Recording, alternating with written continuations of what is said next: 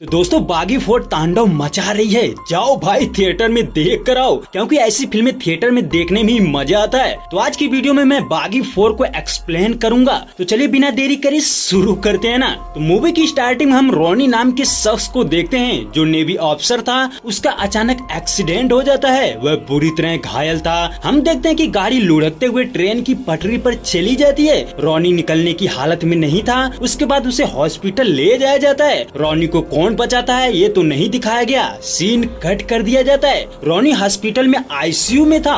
उसका भाई जीतू रो रहा था कि उसका भाई ठीक हो जाए। तभी डॉक्टर बताता है कि तुम्हारा भाई कोमा में चला गया है। जीतू ये सुनकर बहुत दुखी होता है। फिर हम 6 महीने बाद देखते हैं कि रोनी को होश आ चुका था। वह एलिसा का नाम ले रहा था। तो हॉस्पिटल से डिस्चार्ज होने के बाद रोनी हर समय एलिसा को याद कर रहा था। वह एक रात छत पर एलिसा का वीडियो देखते हुए उसे याद कर रहा था। तभी नीचे गली में किसी का फ्यूनरल हो रहा था। उसकी शोर की वजह से रोनी डिस्टर्ब होता है। फिर वह उनके पास जाता है। हम देखते हैं कि वह डेड बॉडी के ऊपर खड़ा होकर हैप्पी बर्थडे बोलता है। ये सुनकर एक आदमी बोलता है कि अबे ये बर्थडे नहीं है, फ्यूनरल है। रोनी एटीट्यूड से बोलता है कि अबे क्या हुआ, ये तो बुढ़ा है, कहाँ 25 साल का जवान है। इस पर एक शख्स बोलता है कि अबे तेरा दिमाग हिला हुआ है क्या। तो रोनी बोलता है कि दिमाग नहीं दिल। वेल इसके बाद जबरदस्त फाइट होती है। वही रोनी उन लोगों को बहुत मारता है। हालांकि उसका भाई जीतू ऊपर से सब कुछ चुपचाप देख रहा था। फाइट बाद नेक्स्ट मॉर्निंग जीतू उसे साइकास्टिक डॉक्टर के पास ले जाता है। जीतू उसे बताता है कि सर ये हमेशा से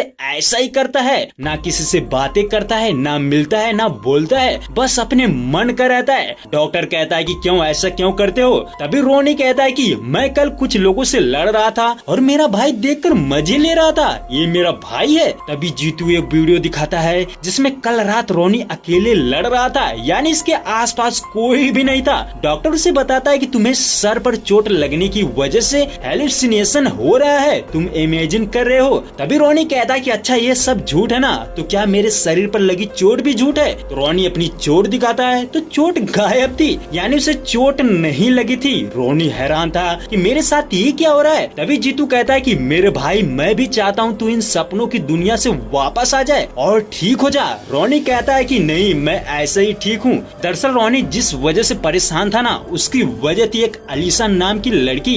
बट वह जिस लड़की के बारे में बातें कर रहा था ना, उसका ना तो कोई आधार कार्ड ना तो पैन कार्ड, यानी उसके होने का कोई भी सबूत नहीं था, जिससे जीतू भी उस लड़की को ढूंढ नहीं पाया। इसीलिए वह भी समझ चुका था कि उसके भाई को हेलुसिनेशन हो रहा है। उसके बाद रोनी अलीसा के कब्र पर जाता है। वह खूब रोता है, उसे याद कर रहा था। अब ये कब्र क्या सच में अलीसा की थी या फिर किसी और की, ये तो बाद में पता चलेगा। तभी हम देखते हैं कि रोनी के घर में एक लड़की आई थी जिसका नाम था प्रतिष्ठा, जो धंधे वाली थी, यानी उसे जीतू ने भेजा था ताकि वह अलीसा को भूल जाए। वह कहते कि तुम्हारे पास सिर्फ 2 घंटे हैं, मैं कुछ भी कर सकती हूँ। तभी हम देखते हैं कि रोनी उससे बर्तन मजवाने लगता है। प्रतिष्ठा कहती कि क्या यार मेरी जवानी की कोई वैल्यू ही नहीं है, तू क्या करवा रहा है। उसके बाद रोनी उसे अपने बारे में बताता है। दोनों ड्रिंक कर रहे थे। वह अपनी गर्लफ्रेंड के बारे में भी बताता है। प्रतिष्ठा कहती कि कहाँ है तुम्हारी गर्लफ्रेंड, कभी मुझे भी मिलाओ। रोनी कहता है कि वह मर गई। फिर दोनों घूमने जाते हैं। रोनी से अपनी गर्लफ्रेंड को दिखा रहा था। उसका मतलब वह था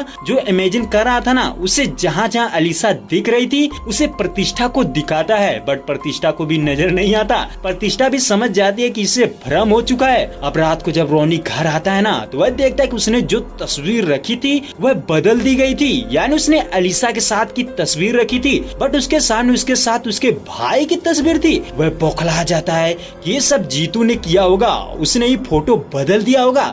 वह जीतू को कॉल करता है बट वह नहीं उठाता, जिससे वह उसका लोकेशन चेक करके उसके पास जाता है। हम देखते हैं जीतू किसी आंटी की गाड़ी रिपेयर कर रहा था। रोनी उससे कहता है कि तूने मेरा फोटो क्यों बदला, तू चाहता है कि मैं उसे ऐसे ही भूल जाऊंगा। वही जो आंटी थी ना, वह रोनी से लड़ने लगती है, जिससे रोनी भी उस पर भड़क जाता है, उसे मारने की भी कोशिश करता है। रोनी जीतू को अपने घर लेकर आता है। उससे कहता है कि मेरे फोन से अलीसा का वीडियो कहाँ गया और उसकी जगह तेरे तस्वीर कहाँ से आ गई। जीतू कहता है अरे मेरे भाई ये हमेशा से ही था, यानी वह तस्वीर की बात कर रहा था। रोनी का कहना था कि तुमने हेलुसिनेशन बोला, मैं मान गया, पर तू ये सब कह रहा है मैं नहीं मान सकता। तभी हम देखते हैं कि बाहर पुलिस आ जाती है। दरअसल उस आंटी ने बुलाया था। रोनी गुस्से में था, उसके हाथ में हथौड़ा था। वहीं पुलिस वाले उसके ऊपर गोली ताने हुए थे। जीतू कहता है कि तू हथौड़ा नीचे रख दे, नहीं तो वह गोली मार देंगे। बट फिर भी रोनी नहीं मानता। वह गुस्से से पुलिस वालों पर हाथ उठा देता है और एसपी को भी मारने वाला था, बट रुक जाता है। एसपी कहता है कि मार, तू रुक क्यों गया, और फिर उसे थाने ले जाता है। एसपी पूछता है कि अभी क्या मैटर है, लगता है लड़की का मैटर है। तो जीतू कहता है नहीं सर, कोई लड़की है ही नहीं। इतने में रोनी कहता है कि जब लड़की नहीं है तो उसकी लाश कहाँ से आई। ये सुनकर एसपी हैरान हो जाता है। वह कहता है कहाँ है लाश। फिर रोनी उन्हें उस कब्र के पास ले जाता है जहाँ वह हर समय जाया करता था। तो जब वह कब्र की बताता है ना, तो ये देखो यही अलीसा की कब्र है। तो हम देखते हैं कि वह अलीसा की नहीं बल्कि किसी मार्गरेट नाम की औरत की थी। रोनी शौक था कि ये कैसे बदल गया। एसपी कहता है कि अरे मेरे भाई सच बता, कहाँ है अलीसा की कब्र। तभी रोनी एक औरत को देखता है जो यहाँ रोज आती थी और रोनी को रोज देखती थी। तो रोनी कहता है कि मैम आप बताइए, मैं रोज यहाँ पर आता हूँ ना। तभी वह औरत कहती है कि मैं पिछले कुछ महीनों से इसे रोज देखती हूँ। फिर मैंने जब कब्र को देखा तो मैं सोची कि यह इसकी माँ होगी। ये सुनते ही रोनी पागल हो जाता है। वह उस औरत का गला पकड़ लेता है कि वह झूठ बोल रही है। अब एसपी को समझ आ चुका था कि रोनी को हेलुसिनेशन आते हैं। वह जिस लड़की को ढूंढ रहा है वह है ही नहीं। इसके बाद कहानी पीछे जाती है। हम रोनी को देखते हैं जो किसी चोर को दौड़ा रहा था। तो वह जल्दबाजी से अलीसा का नया फोन छीनकर उसे मार देता है और फोन टूट जाता है। अलीसा कहती है कि ये मेरा न्यू फोन था, अभी मैंने फर्स्ट EMI भी नहीं भरी थी, तूने तोड़ दिया, अब मैं कैसे जीऊंगी। तभी रोनी कहता है कि एक दिन सोशल मीडिया पर नहीं रहोगी तो मर जाओगी। सोशल मीडिया के अलावा कभी रियल में भी सोशल वर्क कर लेना चाहिए। उसके बाद रोनी कहता है कि ठीक है, चिंता मत करो, ये मेरा फोन रख लो, जब मेरी नेक्स्ट सैलरी आएगी तो तुम्हें तुम्हारा फोन मिल जाएगा। तो रोनी उसे अपना फोन दे देता है। अलीसा कहती है कि तुम फोन वापस कैसे दोगे। तो वह कहता है कि जो आर्मी दुश्मन ढूंढ लेती है वह ये फोन तो ढूंढ ही लेगी। वे आगे देखते हैं कि अलीसा की एक बड़ी बहन थी कैथरीन, वह फोन टूटने की वजह से बहुत डांटती है। अलीसा कहती है कि दीदी वे ऑफिसर है, उनके थोड़े ही समय में बहुत कुछ सिखा दिया। आगे देखते हैं कि रोनी ने जिस बंदे को मारा था ना, वह एक आदमी को लाता है जिसका नाम था बसूका। वह उनका बॉस था। बसूका कहता है कि कहाँ है वो जिसने तुझे मारा है।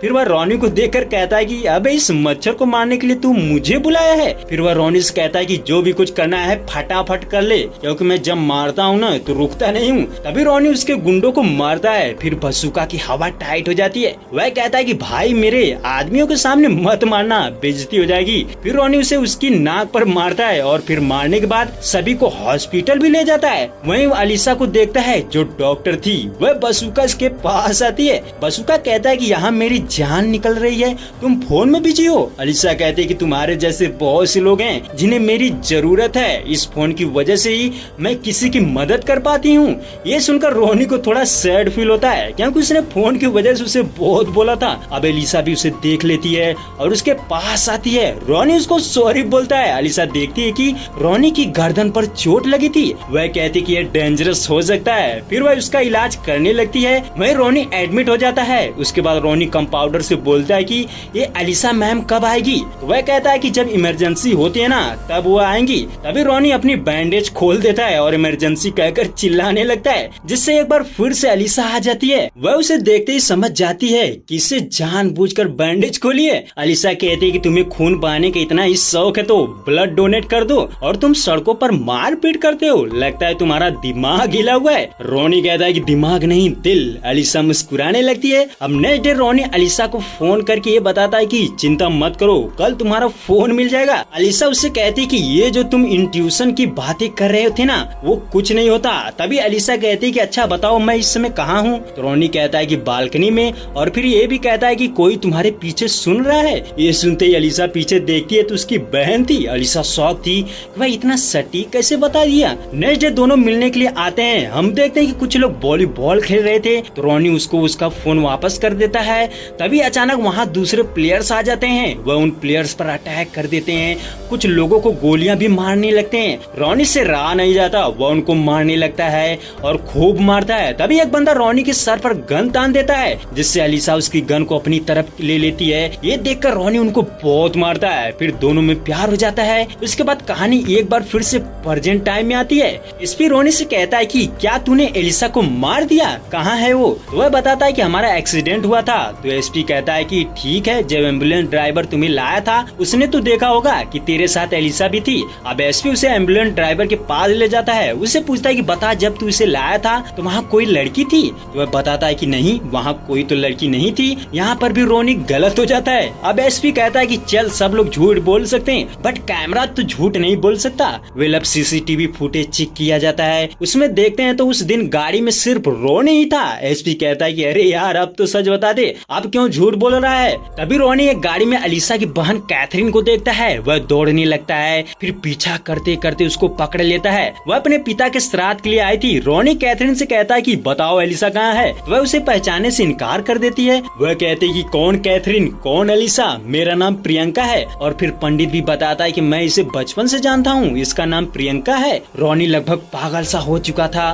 कोई उसकी बात पर विश्वास नहीं कर रहा था। वेल रोनी को प्रतिष्ठा घर पर लाती है, वह बार बार एलिसा का नाम ले रहा था। तभी वह कहते हैं कि दवा या दारू, तो उसे कुछ याद आता है। वह दौड़ते हुए बाहर जाता है, यानी एलिसा के घर पर। वहाँ वह एक तस्वीर को देख रहा था, शायद वहाँ कुछ फेंका था। उसके बाद हम देखते हैं कि उसी घर में बहुत सारे मास्क वाले आ जाते हैं। रोनी उन्हें देखकर चौंक जाता है, फिर क्या उनसे फाइट करता है और बहुत मारता है। रोनी सोच रहा था कि अगर ये हेलुसिनेशन है तो मेरा खून क्यों बह रहा है, जिससे वह समझ जाता है कि सब झूठ बोल रहे हैं, मैं ठीक हूँ। तभी वह एक बंदे को दीवार पर फेंकता है, जिससे दीवार पर क्रैक पड़ जाती है। हम देखते हैं उसके पीछे कोई तस्वीर थी। रोनी सबको मार देता है, पर जब वह दीवार के पीछे देखता है तो उसे उसकी और अलीसा की तस्वीर दिखाई देती है। रोनी को थोड़ा राहत मिलती है, बट वह फिर भी हैरान था कि कहीं ये मेरा वहम तो नहीं। इसीलिए वह जिन लोगों को मारा था ना, उनमें से किसी को ढूंढने लगता है कि कोई जिंदा हो जो कंफर्म करे कि सच में यहाँ तस्वीर है। तभी एक बंदा जिंदा था। रोनी उसे पकड़कर तस्वीर के पास ले जाता है, उससे कहता है कि बता यहाँ कौन है। तो वह कहता है कि तुम हो और एक लड़की, वही उसका नाम भी पढ़ता है। ये सुनकर रोनी बहुत खुश था। फाइनली अब जाकर उसे यकीन हो चुका था कि वह ठीक है, उसे लोग गुमराह कर रहे थे। तभी हम एक चाको नाम के शख्स को देखते हैं जो काफी ब्रूटल था। उसके घर में भी एलिसा की तस्वीर थी, बट वह मर चुकी थी। रोनी कहता है कि कौन है वो शख्स जो उसको भुलाने के लिए इतना सब कुछ कर सकता है, वह सब कुछ बदल सकता है, यहाँ तक कि मेरा भाई भी उनसे मिला हुआ है। वह इतना गिरा हुआ है कि मुझसे झूठ बोल रहा है। अब वह दौड़ते हुए अपने घर जाता है। वह जीतू को बुला रहा था, बट वह नहीं था। तभी रोनी अलमारी में कुछ पैसे देखता है और फिर गन। वह समझ जाता है कि वह मिला हुआ है और फिर उसका लोकेशन चेक करके मैसेज भेजता है कि मैं आ रहा हूँ तेरे पास, अगर सही हुआ तो तुझे मार दूंगा। वेल अब रोनी उस लोकेशन पर पहुँचता है जहाँ उसका भाई था। सुनसान जगह थी, एकदम जंगल टाइप। रोनी देखता है कि उसके भाई को ऊपर लटकाया गया था। रोनी जैसे उसे बचाने की कोशिश करता है, एक गड्ढे में गिर जाता है। फिर वह जैसे तैसे उसे नीचे लाता है। जीतू का कहना था कि उसे धमकाया गया था, अगर वह उसके दिमाग से एलिसा की याद को नहीं मिटाया तो वह दोनों को मार देगा। तो जीतू कहता है कि मैंने ये सब तेरे लिए किया है। तभी उस पर अटैक हो जाता है। हम देखते हैं कि एक पालो नाम का शख्स था जो चाको का भाई था, वह जीतू को मार देता है। रोनी पागल हो जाता है, वह भी उसे मारने की कोशिश करता है, बट वह भाग जाते हैं। रोनी उनका पीछा करता है बट नहीं पाता। इसके बाद एसपी वहाँ आ जाता है। वह देखता है कि जीतू मरा पड़ा था और उसकी मोबाइल से रोनी का मैसेज देखता है जिसने उसने उसको मारने की धमकी दी थी। एसपी समझ जाता है कि रोनी से मारकर भाग गया। वह कहता है कि मुझे पता है वह कहाँ मिलेगा। अब हम एक बार का सीन देखते हैं जहाँ पर प्रतिष्ठा डांस करती थी। एसपी उससे पूछता है कि बता रोनी कहाँ है, तो वह कहती है कि मुझे नहीं मालूम। तभी वह उसे कुछ पैसे देता है। तो प्रतिष्ठा पूछती है कि तुम उसे क्यों खोज रहे हो, तो एसपी बताता है कि उसने अपने भाई का मर्डर किया है और भाग रहा है। प्रतिष्ठा का कहना था कि वह अपने भाई को मार नहीं सकता, वह भाग नहीं रहा है बल्कि किसी को ढूंढ रहा है। प्रतिष्ठा रोनी को फोन लगाकर कहती है कि उसे पुलिस ढूंढ रही है, वह अपना फोन फेंक दे। रोनी अपना फोन तुरंत फेंक देता है। वेल एक बार फिर कहानी पास्ट में जाती है। हम देखते हैं कि रोनी अलीसा के घर पर था, उसको रिसीव करने आया था। वहीं कैथरीन थोड़े गुस्से में थी और अलीसा भी थोड़ा सैड थी। तो रोनी जब रास्ते में अलीसा के साथ था ना, तो वह उसे बताती है कि उसकी बहन ने कुछ बोला है। इससे पहले वह कुछ बोलती कि तभी सामने से कोई टक्कर मार देता है। इनसे बहुत बुरी तरह से एक्सीडेंट हो जाता है। हम देखते हैं कि गाड़ी ट्रेन की पटरी पर थी, तो अलीसा मर जाती है और रोनी वहीं पर बेहोश हो जाता है। अब एक बार फिर सीन शिफ्ट होता है प्रेजेंट टाइम में। रोनी सोच रहा था कि आखिर एलिसा अपनी बहन के बारे में क्या बताना चाहती थी। तभी उसे याद आता है कि उस दिन डॉक्टर भी मुझसे झूठ बोल रहा था। तो वह डॉक्टर से मिलने जाता है। वह देखता है कि डॉक्टर को भी किसी ने मार दिया था। अब वह कैथरीन से मिलना चाहता था, इसके लिए वह पंडित से जबरदस्ती बुलवाता है। हम देखते हैं कि कैथरीन पंडित पर भड़क जाती है कि वह उसे क्यों बुलाया था। तभी उसकी नजर रोनी पर पड़ती है। वह कहता है कि सच क्या है बताओ, नहीं तो तुम्हें जला दूंगा। फिर कैथरीन का कहना था कि उसे पाउलो ने धमकाया था कि वह रोनी और अलीसा को अलग कर दे, नहीं तो उनके बच्चों को मार देगा। कैथरीन कहती है कि वह लोग बहुत खतरनाक है, तुम्हें भी मार देंगे। तभी वह पाउलो आ जाता है, वह कैथरीन को मारने की कोशिश करता है बट रोनी उसे बचा लेता है और फिर जबरदस्त फाइट होती है बट पाउलो भाग जाता है। तभी रोनी पाउलो का फोन पा जाता है जिसमें प्रतिष्ठा ने कॉल किया था। वह समझ जाता है कि वह भी उनके साथ मिली हुई है। फिर वह उसके पास जाता है, उससे कहता है कि सोचा था तुम जैसी लड़कियों के भी वसूल होते हैं। प्रतिष्ठा कहती है कि हमारी जैसी लड़कियों के भी वसूल होते हैं पर तुम्हारे जैसे लोगों के लिए तोड़ना पड़ता है। वह उसे बताती है कि उसे प्यार हो गया है। रोनी कहता है कि जी चाहता हूँ कि तुझे यहीं पर मार दूं। तभी एक बंदा रोनी को शूट करने वाला था बट प्रतिष्ठा उसे बचा लेती है। अब एक जबरदस्त फाइट होती है, रोनी और प्रतिष्ठा खूब लड़ते हैं बट लास्ट में वही बंदा फिर से शूट करता है। इस बार रोनी को बचाने के चक्कर में प्रतिष्ठा को गोली लग जाती है। वह मरते मरते एक राज बताती है। उसका कहना था कि अलीसा अब भी जिंदा है, उसे चाको नाम के शख्स ने किडनैप करके रखा है। अब रोनी कब्रिस्तान जाता है, वहाँ अलीसा की कब्र खोद रहा था तो वह देखता है कि उसमें कोई बॉडी नहीं थी, अंदर पत्थर भरा पड़ा था। उसके बाद हमें चाको का सीन दिखाया जाता है। चाको अलीसा को अपने घर में कैद किए होता है। दरअसल चाको की एक गर्लफ्रेंड थी जिसका नाम था अवंतिका। चाको उसे बताता है कि तुम बिल्कुल उसके जैसे मिलती हो, वही चेहरा वही आवाज सब कुछ सेम है बट अवंतिका के चेहरे पर डर नहीं था। अब हम चाको की फ्लैशबैक लव स्टोरी देखते हैं। अवंतिका डांस कर रही थी, वहाँ कुछ लोग उसको छेड़ने लगते हैं। अवंतिका सभी को ब्रूटल तरीके से मार देती है और फिर जिसने उसे टच किया था ना उसका हाथ काट कर चाको के पास लेकर आती है और उससे कहती है कि चाको मुझे तुम्हारे सिवा कोई भी छू नहीं सकता। फिर वह उससे शादी करने को बोलती है। चाको कहता है कि उम्र देखी है अपनी। अवंतिका का कहना था कि उसे उम्र से मतलब नहीं है, प्यार चाहिए और फिर उससे कल शादी करने को बोलती है। हम देखते हैं कि चाको भी तैयार था, वह नेक्स्ट मॉर्निंग शादी कर रहे थे तभी वही बंदा अटैक कर देता है जिसका हाथ काटा था। हम देखते हैं कि चाको और अवंतिका खूब लड़ते हैं बट लास्ट में अवंतिका को गोली लग जाती है और वह मर जाती है। चाको पागल हो जाता है, वह गॉड के पास जाता है, उससे कहता है कि शैतान की लव स्टोरी में गॉड का क्या काम, तू सोच रहा है कि मैं तेरे सामने झुकूं। फिर वह कहता है कि चल मैं तेरे सामने झुक जाता हूँ लेकिन तुझे मेरी अवंतिका वापस करनी पड़ेगी।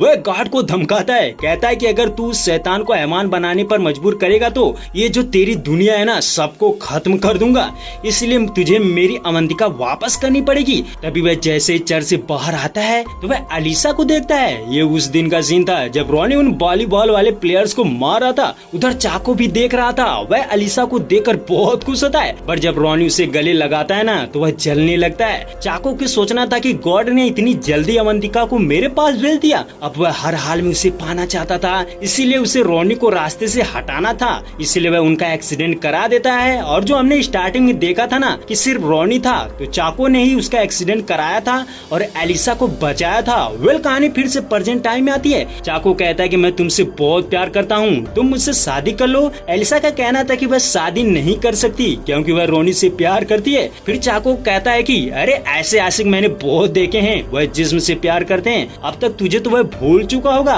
तभी एलिसा कहती कि तू कह रहा है तो तू मेरे जिस्म से प्यार नहीं करता, तो चल शर्त लगाते हैं, तू 1 महीने कह रहा है ना, अगर रोनी मुझे 1 साल में भी भूल गया ना तो मैं तुझसे शादी कर लूंगी। अब चाको को भी शर्त मंजूर थी। तो हम देखते हैं कि कहानी प्रेजेंट टाइम में आ जाती है। 1 साल होने में सिर्फ 1 घंटा बचा था। रोनी पुलिस स्टेशन जाता है, वह एसपी से बताता है कि तुम जिस अलीसा के बारे में पूछ रहे थे ना वह अलीसा जिंदा है। एसपी ये सुनकर हैरान था। तभी हम देखते हैं कि एसपी का जो जूनियर था वह पाउलो से मिला था, वह उनसे बता देता है कि रोनी को पता चल गया है कि अलीसा जिंदा है। अब पाउलो चाको से कहता है कि हमने हर कोशिश कर ली, उसे हेलुसिनेट करवाया, सबसे झूठ बुलवाया, यहाँ तक कि अलीसा का नामो निशान मिटा दिया, फिर वह उसे भूल नहीं सका। अब कल शर्त का लास्ट दिन है तो हम क्या करें। इस पर चाको ऑर्डर देता है कि उसे खत्म कर दो। हम देखते हैं कि पाउलो पुलिस स्टेशन पर अटैक कर देता है और अंदर जाकर एसपी से कहता है कि मुझे रोनी चाहिए। तो एसपी पैसे लेकर रोनी को उनके हवाले कर देता है। वे इधर देखते हैं कि चाको अलीसा से कहता है कि आज आखिरी दिन है, तुम्हें कुछ दिखाना चाहता हूँ। फिर वह रोनी और प्रतिष्ठा की तस्वीर दिखाता है जिसे देखकर अलीसा रोने लगती है क्योंकि उसका विश्वास टूट चुका था। वह कहते हैं कि एक बार मैं रोनी से मिलना चाहती हूँ। तो चाको कहता है ठीक है। फिर वह उसे रोनी के पास ले जाता है। एलिसा उसे देखते ही कहती है पता है रोनी, ये लोग एक फोटो दिखाकर मुझे ये कह रहे हैं कि तुम मुझे भूल गए, मुझे विश्वास नहीं हो रहा। तभी रोनी कहता है ये सही है। एलिसा शॉक हो जाती है, वह चिल्लाने लगती है क्योंकि उसने उसका भरोसा तोड़ा था और वह शर्त हार चुकी थी। एलिसा कहती कि मैं तुम्हें देखना नहीं चाहती, तुमने मेरा विश्वास तोड़ा है, अब मैं चाको से शादी करूंगी। वह चाको से शादी करने के लिए तैयार हो जाती है। रोनी बहुत दुखी था क्योंकि उससे सब जबरदस्ती बुलवाया जा रहा था कि अगर वह ऐसा नहीं है कहेगा तो एलिसा को मार देंगे। इसके बाद रोनी को जान से मारने का ऑर्डर दे देते हैं। हम देखते हैं कि रोनी को करंट का झटका देते हैं, वह चिल्लाता है। तभी पता चलता है कि रोनी जानबूझकर यहाँ आया था क्योंकि एसपी से मिला था। वह कहता है कि मेरा जो साथी है ना वह उनसे मिला है, वह बता दिया होगा। तो रोनी सिर्फ एलिसा से मिलने के लिए यहाँ पर आया था। वह अब अपने रूप में आता है और सबको बहुत मारता है। इधर एलिसा तैयार होकर चर्च में जाती है। वह रोनी सबको मारते हुए चर्च की तरफ बढ़ रहा था और फिर पाउलो भी उससे लड़ने लगता है। रोनी से मार देता है। जिस तरह उसने उसके भाई को मारा था ना वैसे वह उसको भी मारता है। फिर वह चर्च में पहुंच जाते हैं। वहाँ पर भी बहुत सारे लोग थे। रोनी सबको मारते हुए आगे बढ़ता है। वहीं चाको को जब पता चलता है कि इसने उसके भाई को भी मार दिया तो वह पागल हो जाता है। दोनों में खूब लड़ाई होती है। तभी एलिसा रोनी पर गन तान देती है। वह उसे मारने जाती है बट पलट जाती है। दरअसल जब रोनी से मिली थी तो रोनी ने उसे हाथ के इशारे से बता दिया था कि मैं झूठ बोल रहा हूँ। तो एलिसा कहती है कि मुझे विश्वास था ये कभी भी ऐसा नहीं कर सकता। फिर क्या रोनी उसे मार देता है। फिर कहानी यहीं पर खत्म हो जाती है।